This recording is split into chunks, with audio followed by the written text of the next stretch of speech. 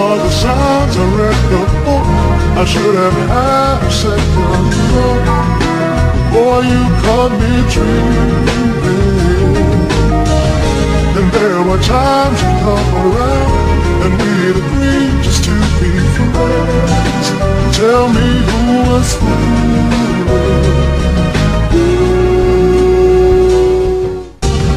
A giant step into the dark, we threw caution to the wind. Tell me who was fooling. Hi, and I'd like to say thanks for tuning in to Operation Lifeline.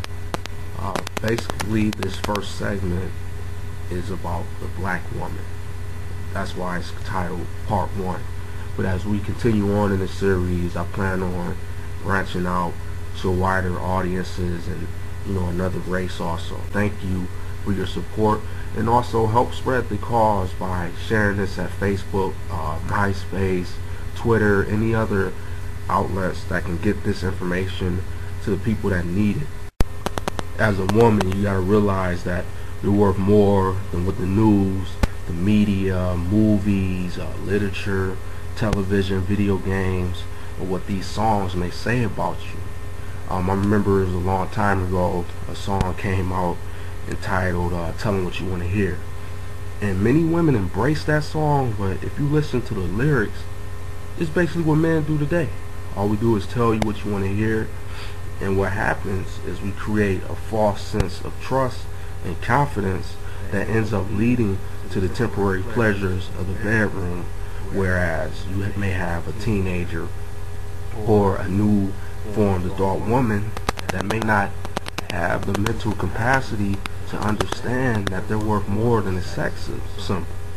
In society as a whole, and in the past, we've had major influences through women. What we need now is for women to wake up and recognize their true value. Their mothers, their sisters, their aunties, their grandmothers, and the list goes on and on. There is no limit to the woman in the workplace.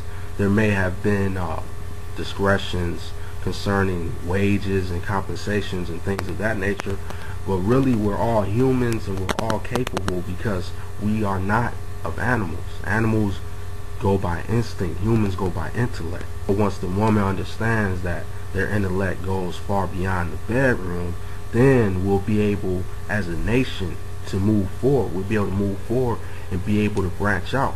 And then you'll have mothers that bring forth the Martin Luther Kings and the Malcolm X's of this generation. But if every time when you turn on BET or MTV and VH1, all you see is girls with their tops off and their panties showing and things of that nature, there's no way for the young mind of a teenage girl to filter out the garbage and to realize that they're worth more than that.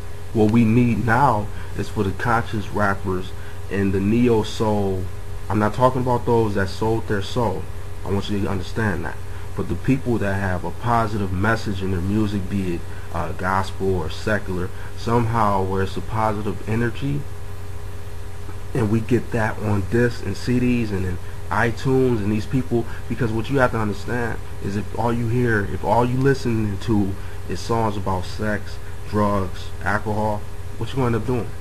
You're gonna end up having sex, you're gonna end up drinking alcohol, and you're gonna end up in the bedroom with 5 to 10 kids and being supported by welfare. And with this current economy going the way it's going now, you have to be very cautious. And with the recession has came a greater dependence on natural affection. Most people find comfort in sexual transactions. So now, in this type of economy, women feel that they have to degrade themselves in order to make money to the bedroom. But really, all they're doing, just like drug dealers, is a false sense of financing their future. And what you're doing is lowering your value. What you're doing is putting your innocence at stake, your purity, your emotions, your spirit, your spiritual on the inside, the thing that cannot be seen. What you're doing is messing up your mentality. You have to realize that you are the gateway of the next generation, and the generation after that, if you instill the right values in them as a mother, they will be able to carry on the tradition of the new forthcomers that can bring about a revolution for the whole world. Because just imagine if we had women all on the same page. We have to lose this mentality to gossip about one another. We have to lose this mentality to be in competition concerning fashion and other frivolous things such as shoes, or who has the best hairstyle, or who can get the most numbers at the club. It's time to cut that out. Please don't get it misunderstood that I'm trying to tell you how to run your life and or what particular agenda to have, but basically it would defeat my purpose as the founder of Operation Lifeline not to tell you some way to increase your productivity in life, and to be able to see things in a whole different perspective that you may not have thought of it before. Because see, if you drown yourself out with music and all this stuff that doesn't have a positive vibe, it's impossible for you to gain the mindset to be able to go out there and become an entrepreneur. Most people get criticized for their hair or for their nails, but if you have people out there, women that own their own beauty salons and barber shops and fashion attire, and not just follow the trends but actually come up with their own ideas, then we have a force behind us, such as men. We have a force behind us that can end up putting us like this. So it's no longer a distinction or a segregation or discrimination. We're all on the same page. We can all branch out and have generations upon generations and races of people together on the same page. When you get up in the morning and you get dressed, don't focus so much on wearing tight pants or a see-through bra, or come on now, it's common sense. If you wear those things, you're going to attract attention. Nobody gets up and puts on white cream on their face and a big old thing of lipstick and a big nose on because nobody wants to go out looking like a clown.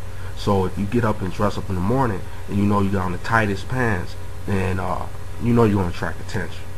What you understand is the key things is dress for success. How about you dress like you're going for a job interview? How about you dress like you're going to a nice dinner? Show some class about yourself, because some men, they may see a woman looking like a stripper and that's how they're going to think of them. But if they see a woman with a briefcase, her hair done up nice, her nails together, her everything intact, they have way more respect, and they won't come to you, hey, what's up, ma? They come to you with, hey, how are you doing? Hi, my name, a handshake. It's all about presentation and perception. So with this in mind, I would like to encourage all my sisters, if you want to start a business, write a book, whatever you want to do, go ahead and do it, or whatever race you are, it doesn't matter.